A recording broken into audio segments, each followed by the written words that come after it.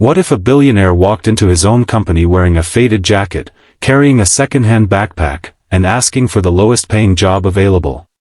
He wasn't looking for money. He already had more than enough. He wanted to know how people treated someone they believed had nothing.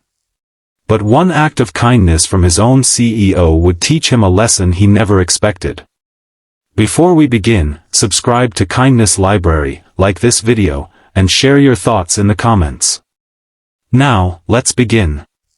Daniel Carter had spent 15 years building Carter Technologies into a billion-dollar company. At 41, he had wealth, influence, and everything money could buy. But his personal life was different. 3 years earlier, Daniel's wife had passed away after a sudden illness. Since then, he had been raising their 8-year-old daughter, Lily, alone. One evening, Lily asked him, "Dad, how do you know if someone is a good person?" Daniel smiled. "You watch how they treat people who can't do anything for them." The question stayed with him. The next morning, Daniel decided to test his own belief. He left his expensive clothes, luxury watch, and car behind. He rented a modest apartment and bought a faded jacket, inexpensive shoes, and an old backpack. His new identity was Daniel Reed, a struggling single father looking for work. Then he walked into his own company and applied for an entry-level maintenance position.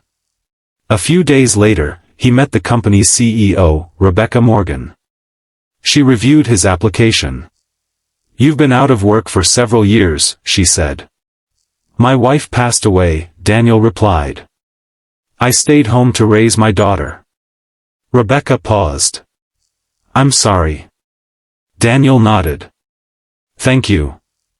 She then asked, "Why do you want this job?" "I need steady work," he said. "And I want the chance to earn it." Rebecca closed the file. "Then we'll give you that chance."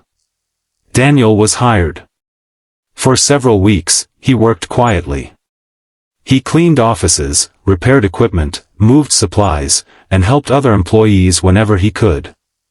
Most people treated him professionally. A few judged him because of his appearance. Daniel noticed everything. Then Rebecca noticed him waiting outside one evening.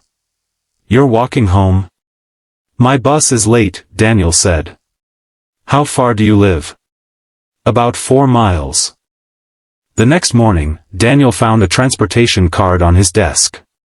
He went to Rebecca's office. "I can't accept this." Rebecca looked at him. "This isn't charity. You need transportation to work, and we're helping you get there." Daniel was speechless. Then, one afternoon, he received a call from Lily's school. She had become seriously ill. Daniel rushed to the hospital. The doctors recommended immediate treatment. Daniel sat beside his daughter, holding her hand. For the first time, his experiment didn't matter. His daughter did. He called Rebecca. "I need emergency leave. My daughter is sick." "Go to her," Rebecca said immediately. "I can't afford to miss work." "You don't need to worry about work." Then she told him about the company's emergency assistance program and arranged financial support for Lily's treatment. Daniel was stunned. "You don't even know me," he said. Rebecca answered, "I don't need to know everything about someone to know when they need help." Daniel struggled to hold back tears. A few days later, Lily was stable. Daniel returned to work. But this time, he walked into Rebecca's office wearing a tailored suit. Rebecca looked up. "You're Daniel Carter." "Yes." "The owner of this company?" Daniel nodded. Rebecca was silent. "You tested me. I wanted to know how people treated someone they believed had nothing." "And what did you learn?" Daniel smiled. "I learned I was asking the wrong question." He explained everything, including Lily's question about recognizing good people. Then he looked at Rebecca. "You helped me when you believed I had nothing to offer you. You helped my daughter without knowing who I was." Rebecca smiled. "So the test worked?" Daniel shook his head. No. You taught me the lesson. From that day forward, Daniel expanded the company's emergency assistance, transportation support, and childcare benefits. And Rebecca remained CEO. Years later, Lily asked her father what he learned from pretending to be poor. Daniel smiled. I thought I was testing other people's character. I was really learning what kind of leader I wanted to be. He looked at his daughter. Money tells you what you can buy. Kindness tells you who you are.